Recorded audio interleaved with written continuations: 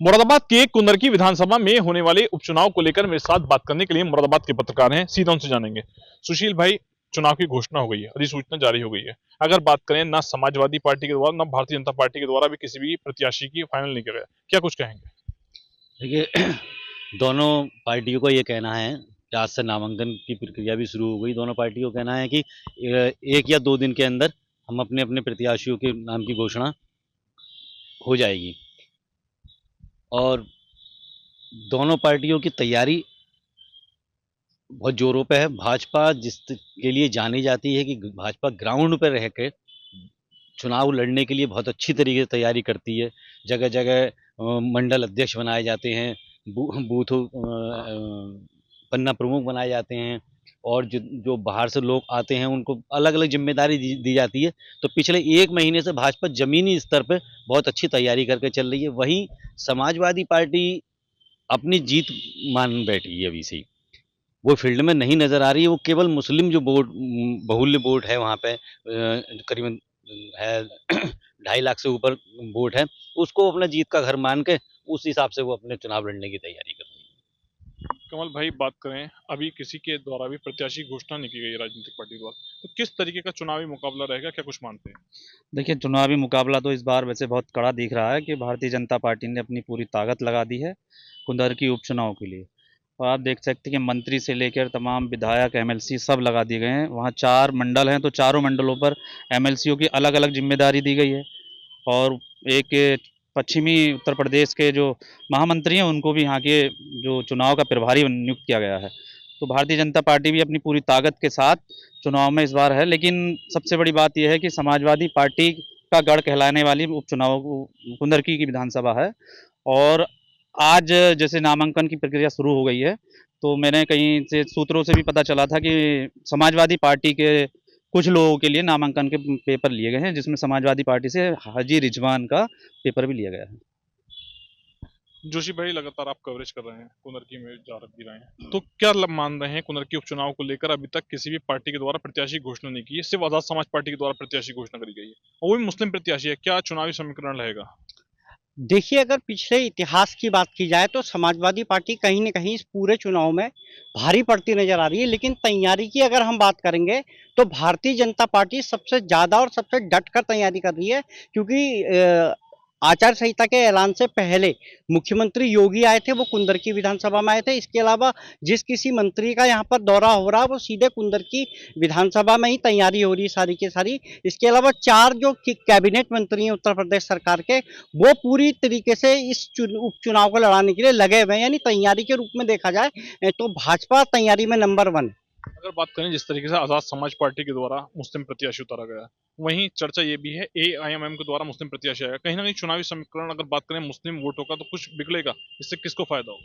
देखिए, निश्चित तौर पर जितने मुस्लिम प्रत्याशी यहाँ पर खड़े होते हैं, उसका सीधा सीधा फायदा भारतीय जनता पार्टी को हुआ, क्योंकि लोग आपस में कितनी या कैसी बातें कर लें, विकास की, डेवलपमेंट की या किसी भी चीज़ की, बिजली पानी की बात कर लें, लेकिन जिस दिन वोटिंग होती है मुरादाबाद की कुंदरकी विधानसभा सीट की बात की जाए, तो वह हिंदू मुस्लिम के आधार पर होती है।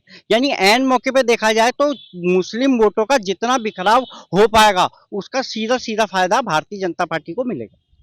सुशील भाई, आजाद समाज पार्टी के द्वारा प्रत्याशी की घोषणा कर दी गई है, और चर्चा ये भी थी कि आजाद समाज पार्टी और एआईएम गठबंधन करेगा, लेकिन गठबंधन नहीं हुआ, तो कहीं ना कहीं से किससे नुकसान होगा, किससे फायदा होगा? देखिए, भले ही ये दोनों पार्टियां अपने अपने प्रत्याशी मैदान में उतार रही है। अब ऐसे तो कल की बात है, कांग्रेस के अजय राय आए हुए थे प्रदेश अध्यक्ष, उधर शिवपाल आए हुए थे। दोनों की अलग अलग जनसभाएं हुई हैं। शाम को पता चला है कि कांग्रेस के 3 लोगों ने पर्चा खरीदा है।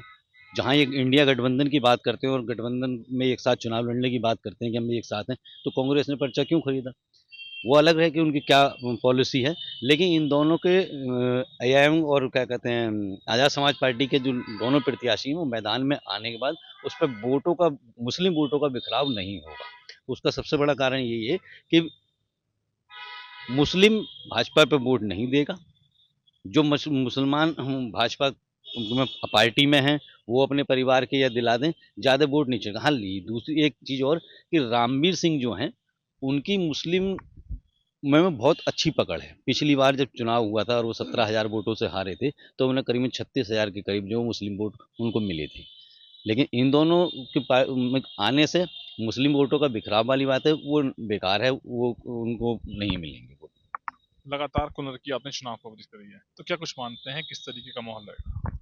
देखिए, अगर समाजवादी पार्टी की बात करें तो समाजवादी पार्टी लगातार उनकी सीट रही है, सांसद भी रहे हैं वहाँ से संभल से, और कुनरकी में समाजवादी पार्टी का शुरू से दौर रहा है। मगर अगर एमआईएम कहीं आती है तो वोट का बंटवारा होगा मुस्लिम का, बीजेपी को फायदा होगा, जीतेगी। अगर एआईएमआईएम आएगी तो कहीं ना कहीं जो है भाजपा को फायदा पहुंचेगा, क्या कुछ मानते हैं?